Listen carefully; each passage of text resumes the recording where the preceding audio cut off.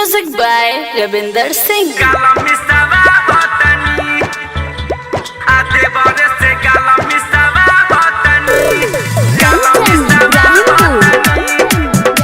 Recording studio को साला चौक सीतामढ़ी मिलल बा हमर ससुरा रहो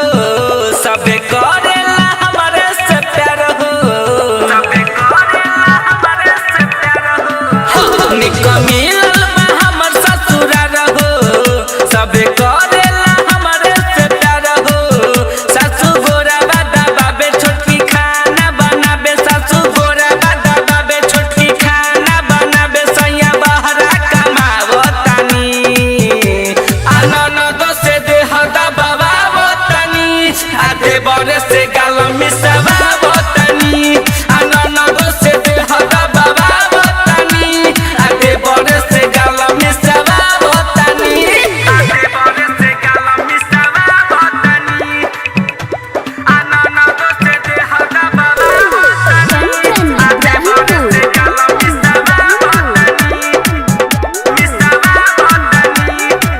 देबरा हमर मिलल दिलदार हो रोजे घुमावेला हमके बाजार हो कहेला सब सुख पैबुए भौजी हमके बना लो तू अपन यार हो हमके बना लो तू अपन यार हो लावेला चूड़िया पायल कंगनवा काहे न ओकरा पदी ध्यानवा कहेला से जवाला कर तैयारी तबे नु चली परिवार वाला गाड़ी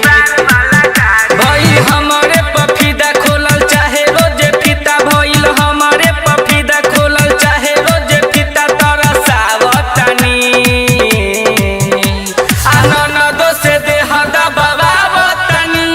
आधे बरे से गाल मिसवा वतनी आनंद से देहदा बाबा वतनी आधे बरे से गाल मिसवा वतनी आधे बरे से गाल मिसवा वतनी आनंद से देहदा बाबा वतनी आधे बरे से गाल मिसवा वतनी Music by Ravinder Singh. कबो न करिले हम कौनो काम हो कहेला भौजी तू कर आराम हो राति के रोजे कुरा कुरा खियाबे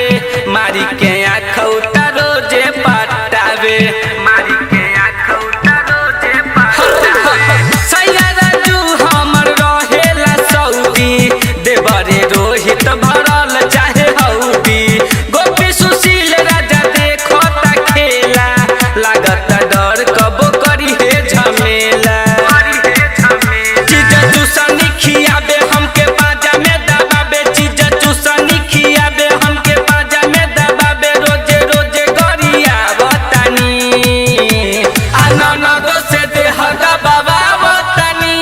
आधे बरे से गाल मिसवा बतानी आनंद से देहदा बाबा बतानी आधे बरे से गाल मिसवा बतानी रिकॉर्डिंग स्टूडियो को साला चौक सीतामढ़ी।